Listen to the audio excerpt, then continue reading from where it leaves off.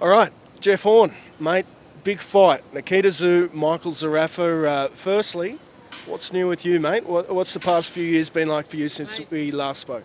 It's been good. I'm just still on the mission to Bullyproof Australia, which is what our organisation is called, and that's kept me busy, and that's what I'm kind of wanting to do, and to keep pumping all around Australia. The last time we saw you in the ring was that fight against Tim Tszyu. What have you made of Nikita Tszyu? Look, I think Nikita Tszyu is good, but he's not as good as Tim Tszyu. I think I'm probably, what do you call it? I favoritise fighters that I've fought before, especially ones that have beaten me. And Tim ended my career, so he was the last fight that I had, and I kind of knew at that moment that I didn't want to be there anymore in the boxing world, and I don't have that hunger that I used to have. You also had those two wars with Michael Zerafa. How do you reflect on those fights? Yeah, look, they were life changers, really. Those ones, I had a massive opportunity in the first one that I just took for granted against Michael. I saw him as a warm-up fight against Furumu Urata over in Japan, and that was the wrong way to look at it, and I blew that $2 million fight that I had lined up. So I had to go back and avenge my loss. I felt like I needed to get that back. As a fighter, I think Michael would know that if he was able to have an opportunity, you gave an opportunity for a fighter, which I gave Michael that opportunity to fight me. He beat me. I enacted the rematch clause that I had because I felt like I needed to get that back, and straight away. I didn't take any time in saying I didn't want to do it. I was like, yep, I've got to do that again. I've got to do that properly.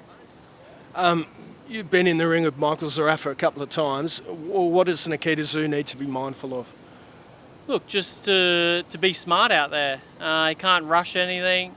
But I want to see a Nikita that takes risks as well. Because if he doesn't take risks out there, I think he does get outboxed by Michael Zerafa. So Nikita has got to take the risks to kind of throw some big shots out there and get Michael Zerafa potentially out of there. Prediction, any thoughts? It's either got to be... I half feel like both fighters could get each other early on in the fight, in the first couple of rounds, or it's going to be a late stoppage. I can't see this one going the distance.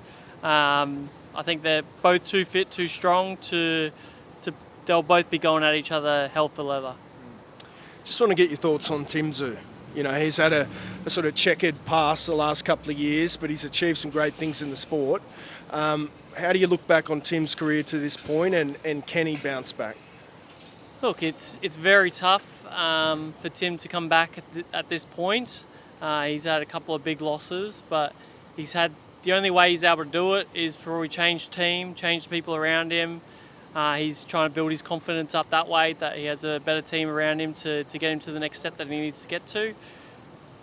But it's hard, and it hasn't really been able to be done before in the boxing world for fighters to come back and get another world title. But if someone's going to do it, why can't it be Tim?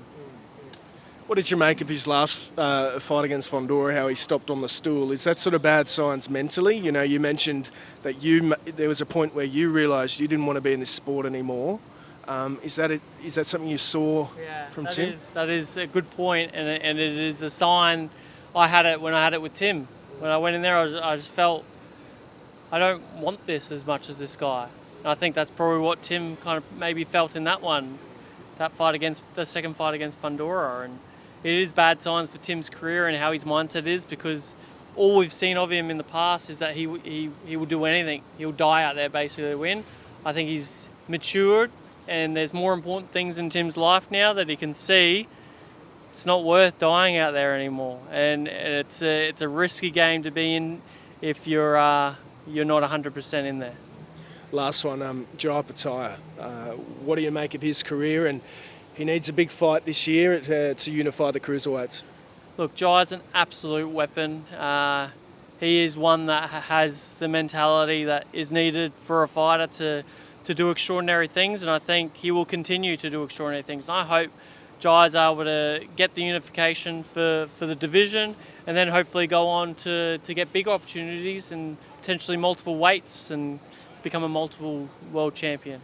Legend. Thanks so much, mate. Thank you. Thank you.